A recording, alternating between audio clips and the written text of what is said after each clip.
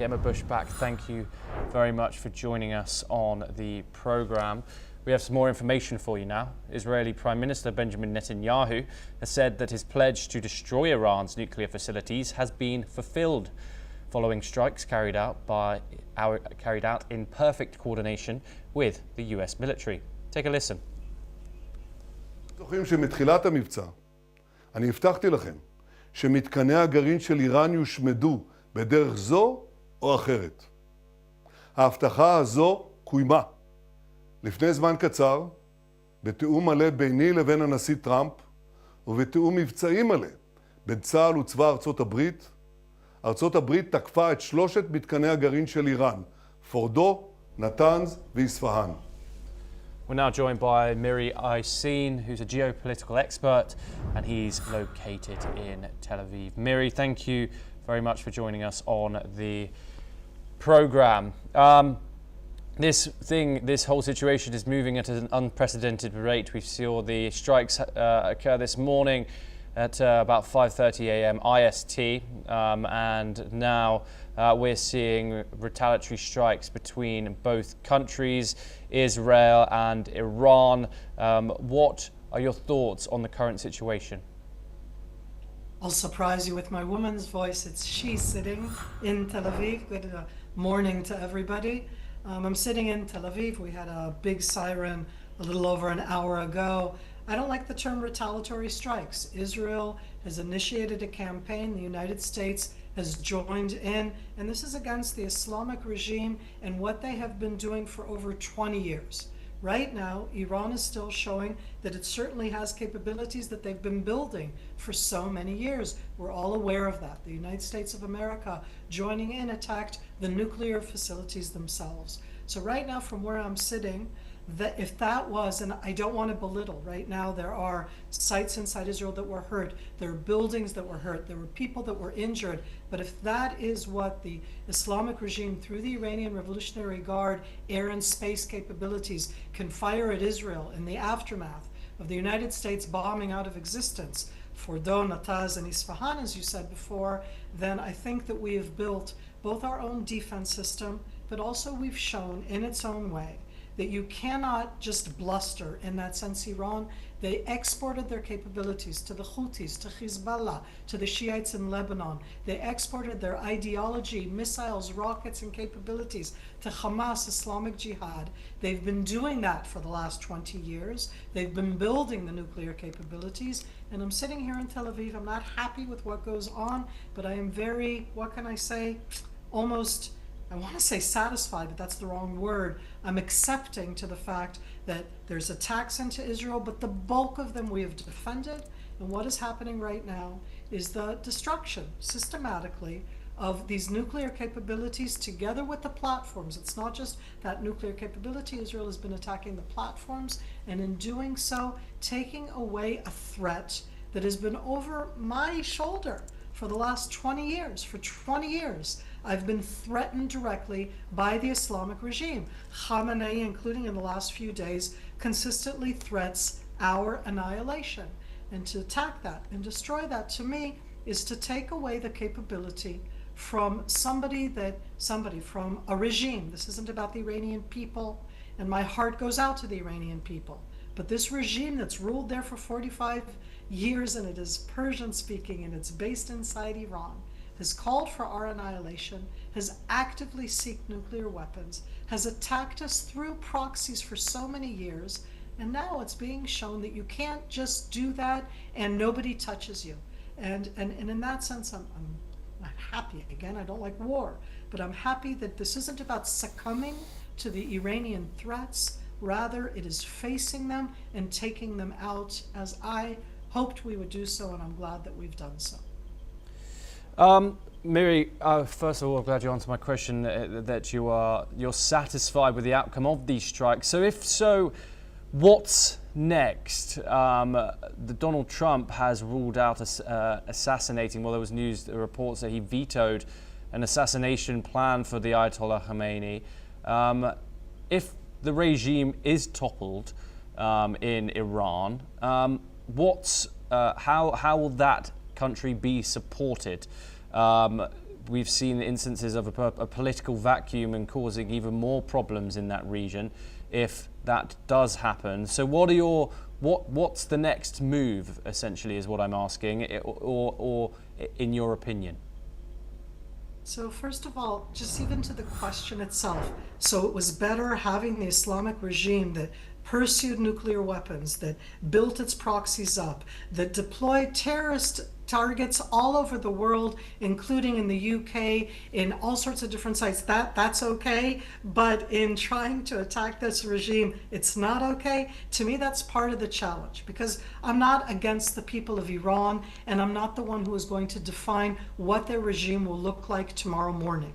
But the idea that because we're more afraid of the vacuum, that we should not attack all of the different components that gave them power and strength, I'm going to disagree with you. I think that the way I would frame it is that when you have a regime that openly calls for the annihilation for another state, we've never called for the annihilation of Iran. 86 million people ever. We're talking about what the, again, regime itself has built and stood for. All of the targets that we have been targeting, Israel and the United States when they went against the nuclear, are the targets of what they were the Islamic regime, were trying to export to the world, threaten the world, use physically against the world. And the world keeps telling me nuclear wasn't yet there. They've been firing rockets, missiles, drones, and capabilities at Israel, certainly for the last 20 months and much longer, through the proxies and directly. So for me, to your question, in the day after, the Iranians will have to face what they want to be.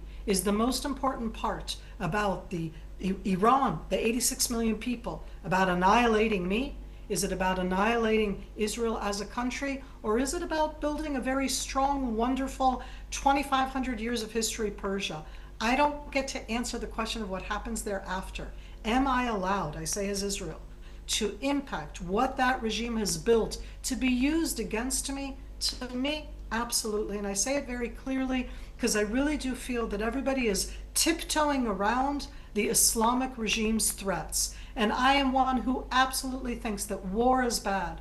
I am very, very challenged by the way that Israel runs the war against Hamas. Not about the war itself and what Hamas did and our hostages, but about the way it's done. I think it's terrible when civilians die in war, in every war.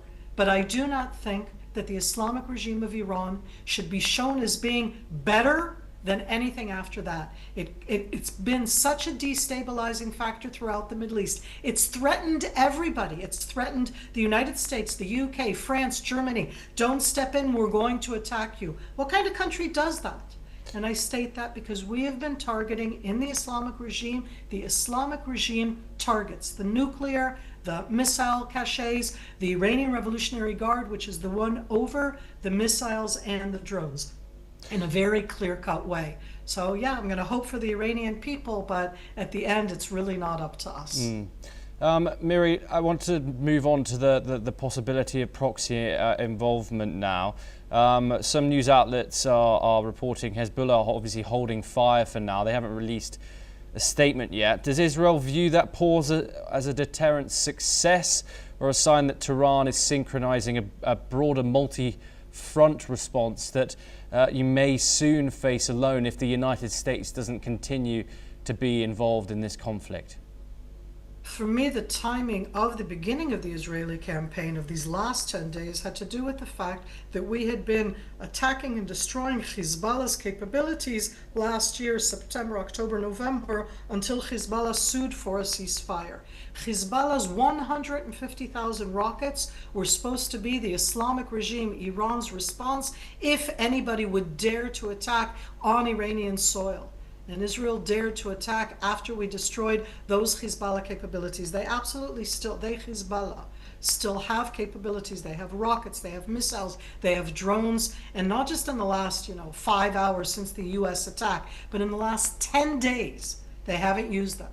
Yes, they are deterred. Yes, we are continuing to attack. I mean, not under the radar. Israel is continuing the campaign, not just against the Islamic regime in Iran, but also against Hezbollah's capabilities in Lebanon. We have continued to attack them overnight and this morning. We're on high alert, but we're on high alert right now on all of our borders. both the northern border against Hezbollah, but also our eastern border. And the reason is because Shiite forces may decide to get onto pickup trucks like Hamas did and come from Iraq, let alone from Iran, and swarm over to Israel. To get to us, they have to go through Syria, they have to go through Jordan. I want to hope that we'll all stop that there, meaning we definitely are on alert, and I definitely think that we've deterred Hezbollah. I'm going to apologize right now. I need to drop off. I had said up front that I have to go and teach, so I apologize. It's been a pleasure talking to you. Miri Asin, thank you very, very much for joining us on the program. We have some more information for you. Iranian media has reported that the Islamic Revolutionary Guard Corps has said that its latest missile strikes have targeted Israel's Ben Gurion International Airport, along with research facilities, support bases, and multiple command and control centers.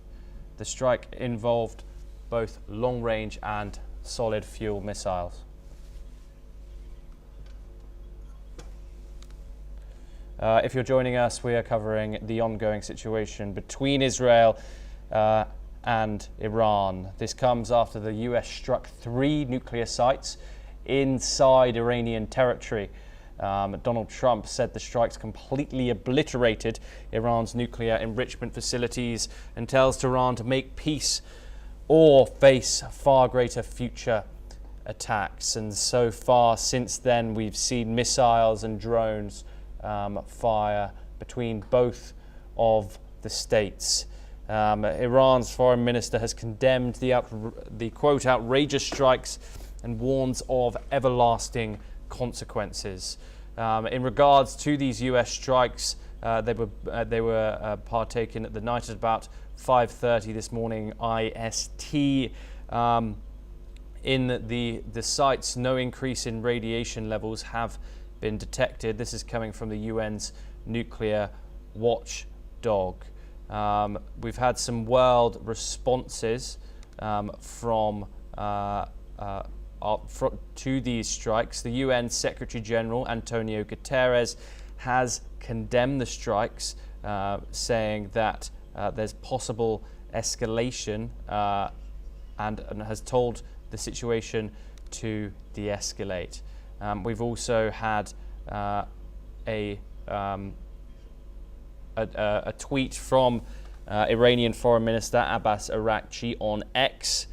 He states that the United States, a permanent member of the United Nations Security Council, has committed a grave violation of the UN Charter, international law, and the NPT by attacking Iran's peaceful nuclear installations. The events this morning are outrageous and will have everlasting consequences. Each and every member of the UN must be alarmed over this extremely dangerous, lawless, and criminal behavior. We have some more statements coming in. Both Australia and New Zealand asking for de-escalation. That comes from their government spokesperson and their foreign minister. And we also have a message coming in from the Mexican Foreign Ministry also calling for de-escalation. Donald Trump obviously addressed the nation this morning at 10 a.m. ET. He called the strikes a huge success and said the sites that were targeted have been completely obliterated. Now, we've seen Iranian state TV, which contradicts some of these statements, and we will continue to bring you more on this developing story as it goes on. Now, let's take a close